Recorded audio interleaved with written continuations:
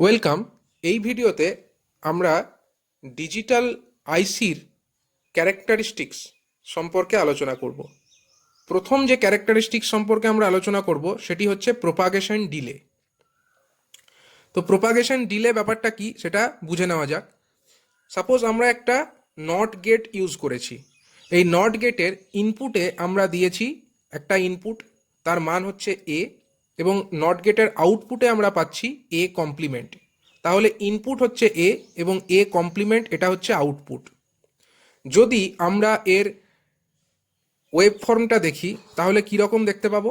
Suppose আমাদের যে input, সেই ইনপুটটা প্রথমে লো ছিল, অর্থাৎ এ যে ইনপুটটা আছে সেটার আমরা ওয়েব ফর্ম শো করছি। ওয়েব ফর্ম এর ইনপুটটা দেখো, প্রথমে এটা লো ছিল, লো থেকে এটা কিছু সময়ের মধ্যে এটা হাই হয়েছে। তো লো থেকে হাই হতে কিছুটা সময় লেগেছে। অন্যদিকে কিছুক্ষণ হাই অবস্থায় থাকবার পরে এই এ আবার কিন্তু হাই থেকে লো অবস্থায় ফিরে এসেছে এবং তারপরে লো কন্ডিশনে থেকেছে। এবং এই যে ইনপুট এ, এটাকেই আমরা এই নট গেটের ইনপুট সাইডে দিয়েছি। এবার যদি আমরা এ কমপ্লিমেন্ট তার ওয়েব ফর্ম দেখতে চাই তাহলে আমরা কি রকম পাচ্ছি দেখো।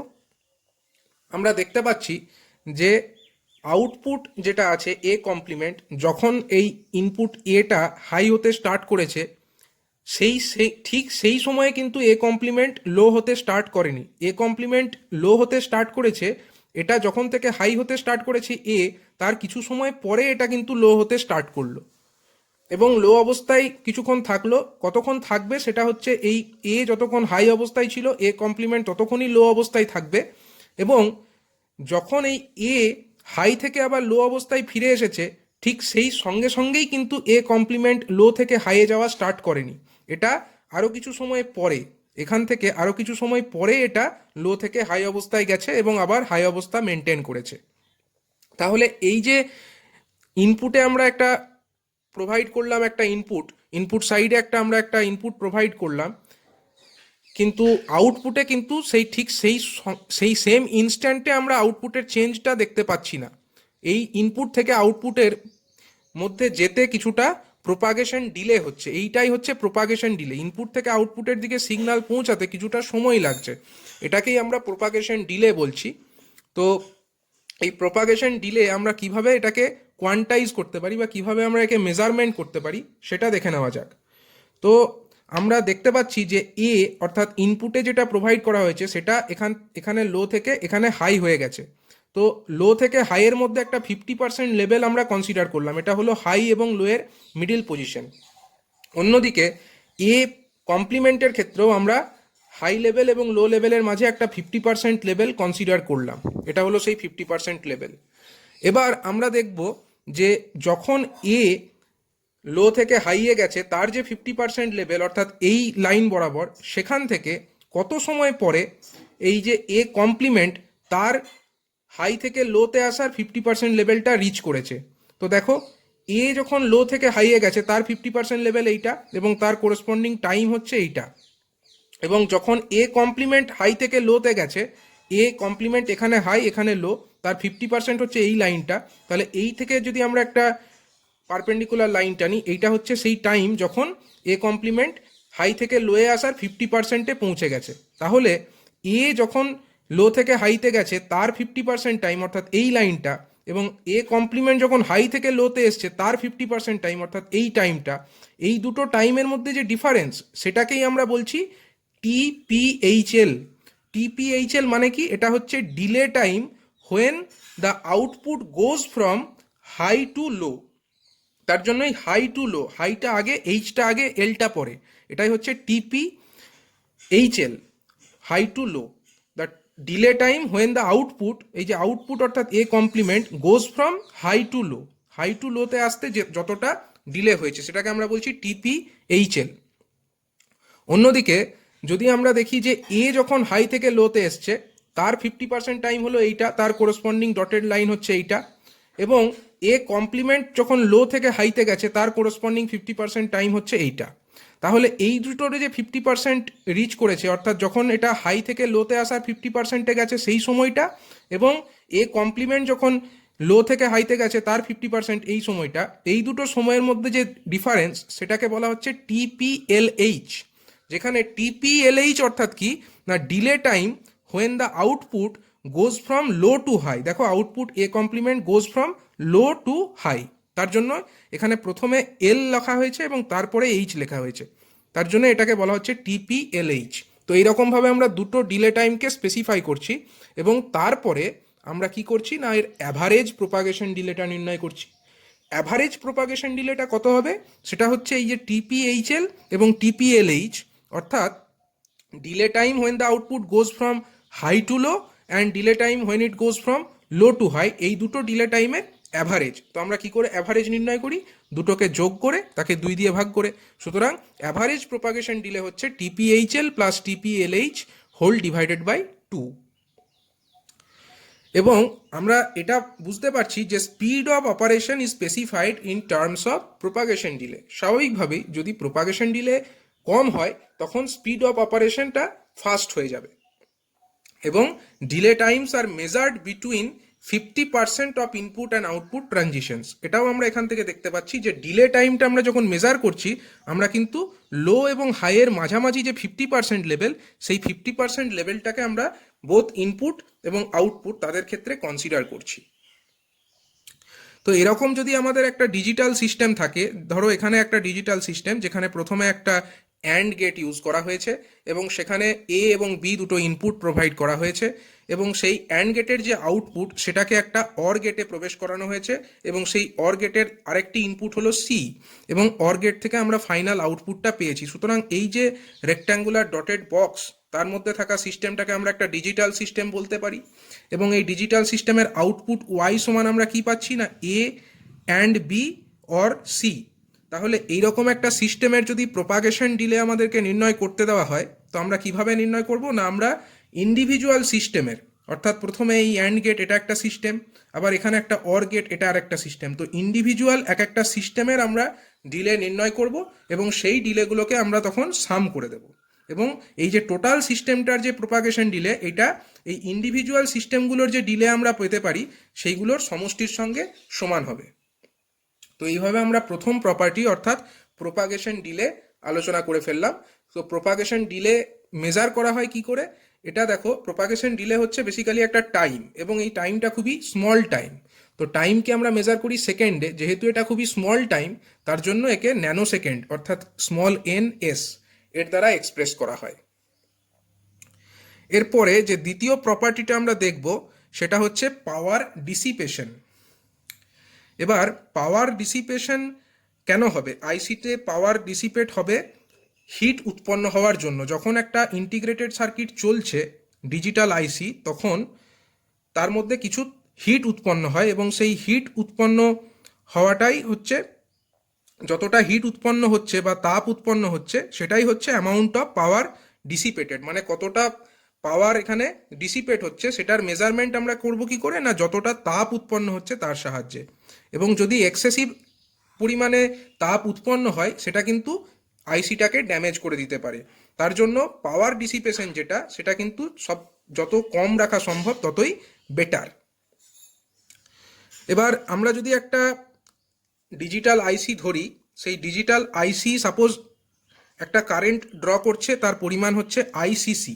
ডিজিটাল সার্কিট যতটা কারেন্ট ড্র করছে তার পরিমাণ হলো আইসিসি এবং যেখান থেকে ড্র করছে তার ভোল্টেজ হচ্ছে ভিসিসি। তাহলে আমরা এর যে পাওয়ার ডিসিপেশন সেটাকে কিভাবে এক্সপ্রেস করতে পারি, পাওয়ার ডিসিপেশনকে আমরা পিডি দ্বারা এক্সপ্রেস করি।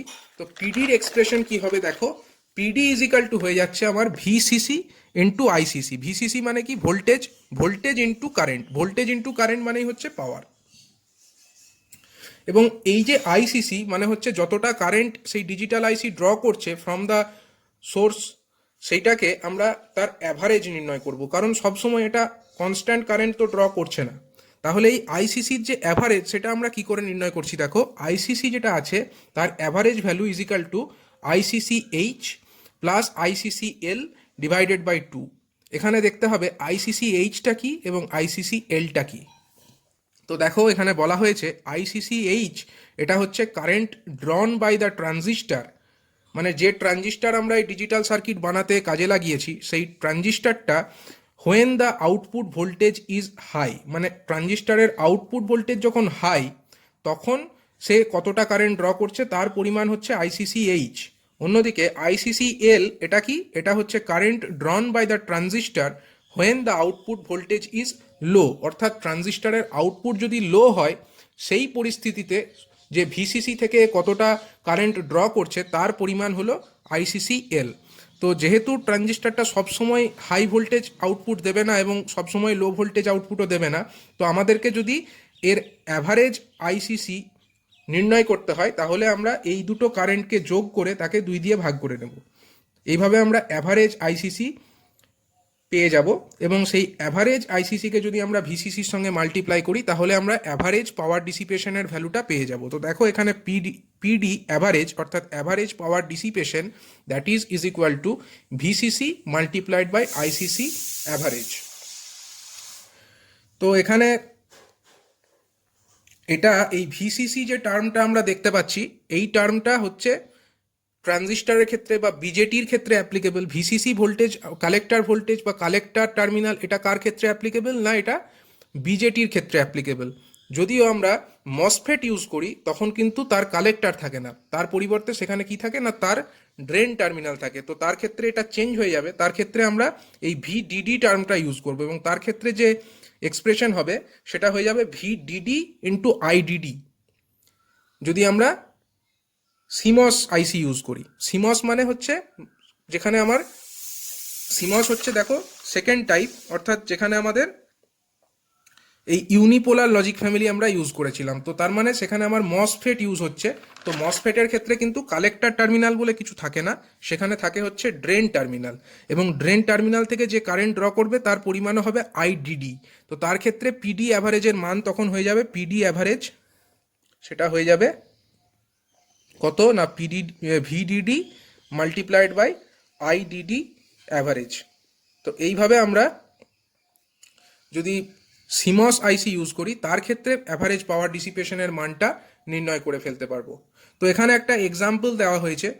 এক্সাম্পল দেখো, সাপোজ একটা টিটিএল ন্যান্ড গেট ইউজ করা হয়েছে। টিটিএল মানে ট্রানজিস্টার লজিক, টিটিএল ন্যান্ড অর্থাৎ এখানে আমরা কি ইউজ করেছি না বাইপোলার যে আমাদের বাইপোলার লজিক ফ্যামিলি ডিজিটাল আইসির মধ্যে সেইটা ইউজ করেছি। তো বাইপোলারের ক্ষেত্রে কি ইউজ হয় ট্রানজিস্টার, বাইপোলারের মধ্যে এখানে ট্রানজিস্টার লজিক ইউজ করা হয়েছে এবং এটা কি ধরনের ট্রানজিস্টার, এটা হচ্ছে বাইপোলার জাংশন ট্রানজিস্টার। তার ক্ষেত্রে মেনশন করা আছে দেখো VCC is equal to 5 volt আর আইসিসিএইচ মানে হচ্ছে যখন ট্রানজিস্টার বা বিজেটির আউটপুট হাই সেই অবস্থায় কতটা কারেন্ট ড্র করেছে। আইসিসিএইচ ইজ ইকাল টু বলা আছে 1 মিলি অ্যাম্পিয়ার এবং ICCL is equal to 3 milliampere, মানে ট্রানজিস্টারের আউটপুট ভোল্টেজ যখন লো সেই পরিস্থিতিতে কতটা কালেক্টর কারেন্ট ড্র করেছে তার এক্সপ্রেশন হচ্ছে আইসিসিএল। তো আইসিসিএল সমান বলা আছে 3 মিলি অ্যাম্পিয়ার। তখন যদি বলা হয় যে অ্যাভারেজ পাওয়ার ডিসিপেশন পিডি তার মান কত, আমরা কি করে নির্ণয় করব? তো প্রথমে আমাদেরকে করতে হবে আইসিসি অ্যাভারেজ নির্ণয় করতে হবে। আইসিসি অ্যাভারেজ সমান কত, আইসিসিএইচ প্লাস আইসিসিএল ডিভাইডেড বাই 2, মানে এখানে 1 প্লাস 3 ডিভাইডেড বাই 2 অর্থাৎ 2 মিলি অ্যাম্পিয়ার। এটা হয়ে গেল আমার অ্যাভারেজ আইসিসি এবং এরপরে আমরা নির্ণয় করব পিডি অ্যাভারেজ অর্থাৎ অ্যাভারেজ পাওয়ার ডিসিপেশন, সেটার মান কত হবে না VCC multiplied by ICC average. তো ভিসিসির মান কত 5 মাল্টিপ্লাইড বাই 2 এবং এর একক কি হবে বা ইউনিট কি হবে, দেখো এখানে ইউনিট আইসিসির ক্ষেত্রে আছে মিলি অ্যাম্পিয়ার এবং এর ক্ষেত্রে আছে ভোল্ট। তো যদি ইউনিটটা আমরা দেখি পাওয়ারের ক্ষেত্রে, পাওয়ারের ইউনিট হচ্ছে মিলি ওয়াট এখানে। তো পিডি ইজ ইকাল টু হয়ে যাচ্ছে 10 মিলি ওয়াট। তো জেনারেলি পিডি যেটা অ্যাভারেজ পাওয়ার ডিসিপেশন একে মিলি ওয়াট ইউনিটেই এক্সপ্রেস করা হয়, যদিও পাওয়ারের ইউনিট হলো ওয়াট, কিন্তু যেহেতু এই পাওয়ার ডিসিপেশনের মানটা স্মল হয় সেই কারণে একে সাধারণত মিলি ওয়াট এই ইউনিটেই এক্সপ্রেস করা হয়। এর পরে যে প্রপার্টিটা আমরা আলোচনা করব সেটা হচ্ছে 3 নাম্বার ক্যারেক্টারিস্টিক্স। এটাকে বলা হচ্ছে ফিগার অফ মেরিট অথবা একে ডিলে পাওয়ার প্রোডাক্ট এটাও বলা হয়। প্রোপাগেশন ডিলে পাওয়ার প্রোডাক্ট হিসাবেও একে এক্সপ্রেস করা হয়। তো এটাকে আমরা কিভাবে মেজারমেন্ট করতে পারি ফিগার অফ মেরিট অথবা ডিলে পাওয়ার প্রোডাক্ট? এটা হচ্ছে the product of speed and power. Speed বলতে এখানে প্রোপাগেশন ডিলেটাকে বোঝানো হয়েছে। তো figure of merit is equal two হচ্ছে প্রোপাগেশন ডিলে, যেটা আমরা প্রথম ক্যারেক্টারিস্টিক্সে আলোচনা করেছি। প্রোপাগেশন ডিলে মানে হচ্ছে যেটা ইনপুট আমরা দিলাম সেই ইনপুটটা আউটপুটে পৌঁছাতে যে সময়টা ব্যয় হচ্ছে তাকেই আমরা বলছি প্রোপাগেশন ডিলে। সেইটাকে আমরা পাওয়ার দিয়ে মাল্টিপ্লাই করছি। পাওয়ার অর্থাৎ হচ্ছে পাওয়ার ডিসিপেশন, যেটাকে আমরা দ্বিতীয় ক্যারেক্টারিস্টিক্স হিসাবে স্টাডি করেছি। সেখানে যে পাওয়ার ডিসিপেশন আমরা পেয়েছি ইন মিলিওয়াট ইউনিট, তাকে আমরা প্রোপাগেশন ডিলে দিয়ে মাল্টিপ্লাই করব। প্রোপাগেশন ডিলে হচ্ছে প্রথম ক্যারেক্টারিস্টিক্স যেটা আমরা ডিসকাস করেছিলাম, তার একক ছিল ন্যানো সেকেন্ড।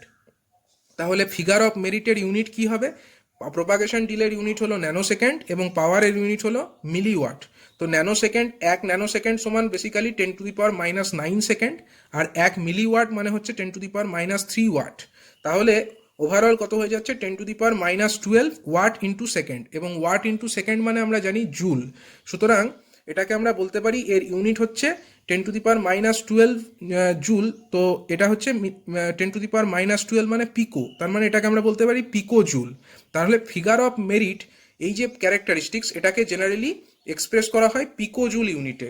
জেনারেলি এটা হচ্ছে এনার্জির যা ইউনিট তাই হচ্ছে ফিগার অফ মেরিটের ইউনিট, কিন্তু যেহেতু এই এনার্জিটা খুবই স্মল অ্যামাউন্ট অফ এনার্জি, সেই কারণে একে পিকো জুল ইউনিটে এক্সপ্রেস করা হয়।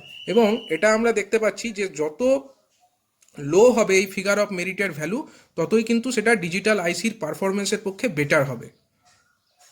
কারণ প্রোপাগেশন ডিলে কম হওয়াটাও হচ্ছে ভালো, এবং পাওয়ার ডিসিপেশন যেটা হচ্ছে সেই আইসি থেকে সেটাও কম হওয়াটাই ভালো। সুতরাং ওভারঅল ফিগার অফ মেরিট যদি আমরা দেখি, তো সেটা যত কম হবে সেটা কিন্তু ডিজিটাল আইসির পারফরমেন্সের পক্ষে বেটার। নেক্সট যে ক্যারেক্টারিস্টিক্সটা আমরা স্টাডি করব সেটা হচ্ছে ফ্যান আউট। ফ্যান আউট এটা হচ্ছে নাম্বার অফ সিমিলার গেটস যেটা ড্রাইভ করা যাবে একটা গেটের মাধ্যমে। কতগুলো সিমিলার গেটকে একটা গেটের আউটপুট দিয়ে ড্রাইভ করা যাবে। তো দেখো এখানে আমরা সিমিলার গেট হিসাবে এইটা একটা আমার ন্যান্ড গেট, এটা হচ্ছে আরেকটা ন্যান্ড গেট। এই দুটো যে ন্যান্ড গেট আছে এটাকে আমরা কি দিয়ে ড্রাইভ করছি? দেখো এখানে আরেকটা ন্যান্ড গেট, এই ন্যান্ড গেটের দুটো ইনপুট থেকে ফাইনাল একটা আউটপুট নির্গত হচ্ছে, এবং এই যে ন্যান্ড গেট, এই ন্যান্ড গেটের যে আউটপুট সেটাকেই আমরা এই ন্যান্ড গেট এবং এই ন্যান্ড গেটের ইনপুট হিসাবে দিচ্ছি। তাহলে আমরা বলতে পারি যে এই যে ন্যান্ড গেটটা, এটা এই দুটো ন্যান্ড গেটের ইনপুট হিসাবে কাজ করছে, এই ন্যান্ড গেটের আউটপুটটাই এই দুটো ন্যান্ড গেটের আউটপুট হিসাবে কাজ সরি, এই যে ন্যান্ড গেট, এটাকে যদি আমরা 1 নম্বর ন্যান্ড গেট বলি, এটাকে যদি আমরা 2 নম্বর এবং এটাকে যদি 3 নম্বর ন্যান্ড গেট বলি, আমরা বলতে পারি যে 1 নম্বর ন্যান্ড গেটের যে আউটপুট সেটা আমার 2 নম্বর ন্যান্ড গেট এবং 3 নম্বর ন্যান্ড গেটের ইনপুট হিসাবে কাজ করছে। তো এইভাবে ম্যাক্সিমাম কতগুলো সংখ্যক ন্যান্ড গেটকে আমরা এই ন্যান্ড গেটের মাধ্যমে চালাতে পারি বা এই ন্যান্ড গেটের আউটপুটের দ্বারা চালাতে পারি, সেটাকেই আমরা বলবো এই ন্যান্ড গেটের ফ্যান আউট। অর্থাৎ এই যে 1 নম্বর ন্যান্ড গেট, এর ফ্যান আউট হচ্ছে equal to the number of NAND gates that can be driven by the output of this. মানে এই আউটপুট দিয়ে আমরা ম্যাক্সিমাম কতগুলো এরকম ন্যান্ড গেটকে চালাতে পারি, এবং যত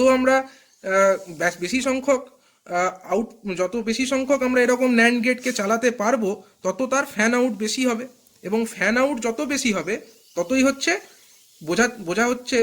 বোঝা যাচ্ছে যে এই যে ন্যান্ড গেট তার কারেন্ট ক্যাপাসিটি বা কারেন্ট সাপ্লাইয়ের ক্যাপাসিটি বেশি হতে হবে। যদি কারেন্ট সাপ্লাইয়ের ক্যাপাসিটি কম হয়, এ কিন্তু বেশি সংখ্যক ন্যান্ড গেটকে চালাতে পারবে না। তো এইভাবে সর্বাধিক যতগুলো সংখ্যক ন্যান্ড গেটকে এই একটা ন্যান্ড গেটের আউটপুট দিয়ে আমরা চালাতে পারবো, সেটাই হচ্ছে এই ন্যান্ড গেটটার ফ্যান আউট। তো এটা কিন্তু সবসময় বলা হয় যে ডিজিটাল আইসির ক্ষেত্রে ফ্যান আউট যত বেশি হবে সেটাই কিন্তু ডিজিটাল আইসির পারফরমেন্সের পক্ষে বেটার হবে।